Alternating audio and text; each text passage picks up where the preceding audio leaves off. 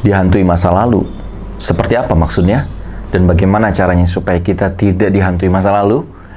Penasaran? Kalau ya, jangan lupa like, komen, dan subscribe. Kita akan bahas.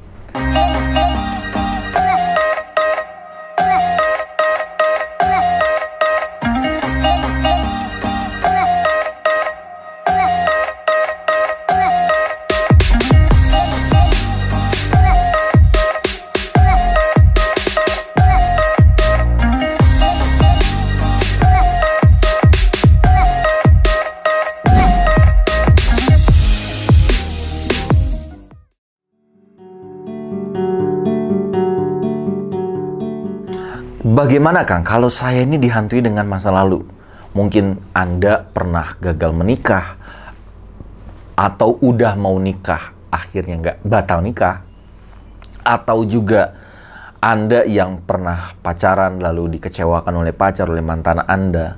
Atau juga yang punya masa lalu kelam, atau juga inner child, orang tua yang mungkin pernah ya kekerasan dalam rumah tangga dan yang lain gitu. Nah, sahabat sekalian, seperti ini penting sekali ya.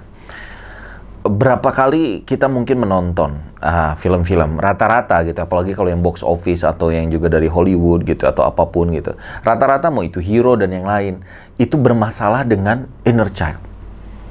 Nah, kebanyakan kita itu dihantui dengan masa lalu. Kita hidup nggak di masa kini, tapi ternyata masa lalu yang dibawa ke sini.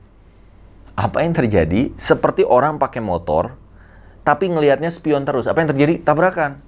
Spion itu sesekali aja kamu lihat. Masa lalu itu sekali aja kamu lihat. Itu jadi pelajaran supaya kamu nggak melakukan hal yang sama. Nah, ini ada yang WA juga saya gitu, Kang. Gimana ya, saya tuh trauma untuk menikah karena saya dari orang tua yang broken home. Saya takut nanti saya dapetin suami yang nanti juga malah mengecewakan saya atau juga mengasari saya gitu. Nah, saya bilang, apa yang kamu pikirkan itu yang jadi kenyataan. Semakin kamu yakini itu yang bakal terjadi. Maka jangan pikirin negatif-negatif dong, pikirin yang positif. Masih banyak kok cowok-cowok yang baik, cowok yang soleh, cowok yang bertanggung jawab, cowok yang siap mengimamimu gitu. Nah, tapi kalau kamunya terlalu ketakutan, yang terjadi kamu akhirnya nge-attract orang-orang yang negatif datang secara tidak sadar gitu. Makanya saya suka bilang buat teman-teman gitu ya, kalau Anda punya masa lalu, udah biarlah itu jadi masa lalu. Yang penting itu bukan masa lalu jadilah pelajaran. Kamu fokus untuk hari ini dan fokus ke depan mau kemana.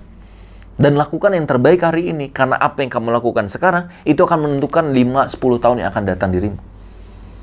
Kalau dulu kita misalnya pernah bermaksiat, kita pernah mendekati zina, dan kita bertaubat, udah jangan takut. Nanti dia membuka aibnya, Kang. Jangan-jangan nanti mantan aku, calon aku akan ketahuan dengan masa lalu aku. Aku dulu nggak berhijab, Kang. Nanti jangan-jangan foto-foto aku. Udahlah. Ada banyak hal yang nggak bisa kita cover, ya nggak sih? Ada banyak hal yang ya, semua orang mungkin punya aib. Semua orang ya kan punya dosa, punya maksiat, punya kesalahan yang Allah tutupi. Lalu kalau Allah saja sudah menutupi aib kita, kenapa kita harus umbar? Dan ketika ada orang lain yang mengumbar aib kita, kenapa kita sewot? Itu urusan dia sama Allah. Dan dalam hadisnya jelas banget. Barang siapa yang dia membuka aib seseorang, maka Allah akan buka aibnya di padang mahsyar nanti. Tapi sekali lagi, barang siapa yang dia menutup aib sahabatnya, maka Allah akan tutupi aibnya di padang mahsyar, di mana tidak ada lagi perhitungan kecuali perhitungan dari Allah. Jadi, buat teman-teman semua, udah sekarang jangan fokus ke masa lalu, tapi fokus ke masa depan. Apa yang bisa kamu lakukan hari ini untuk menggapai masa depan yang lebih cerah? Saya suka bilang ini. Kalau kamu sekarang lahir dari orang tua yang miskin, yang bodoh gitu ya, atau juga yang tidak kurang berpendidikan, atau juga yang tadi KDRT dan yang lain, itu bukan salah Anda. Karena yang satu takdir, yang itu nggak bisa diubah, betul nggak sih? Kita nggak pernah bisa request kan, misalnya saya mau lahir dari golongan ningrat, dari darahnya biru, pas dikeluarin darahnya biru gitu ya, atau dari presiden misalnya gitu ya, nggak bisa. Yang bisa kita ubah adalah cara pandang kita terhadap masa lalu. Ya kan? Banyak kok orang-orang sukses dari orang tua yang miskin, dari orang tua yang nggak ada. Dia buktikan dia sukses. Dia buktikan, misalnya orang tuanya broken home, orang tuanya bercerai. Tapi karena dia mengambil sisi positif, justru bukan Aku takut, jangan-jangan aku nanti nikah, suamiku nanti bercerai sama aku. Justru dibalik, saya bertekad untuk tidak bercerai. Saya pernah menyaksikan bahwa saya ini sakit hati ketika nggak punya perhatian dari ayah, dari ibu. Mereka punya keluarga masing-masing. Saya nggak mau terus-menerus ini menjadi dosa jariah. Saya ingin memutus mata rantai ini. Saya yang harus berkorban.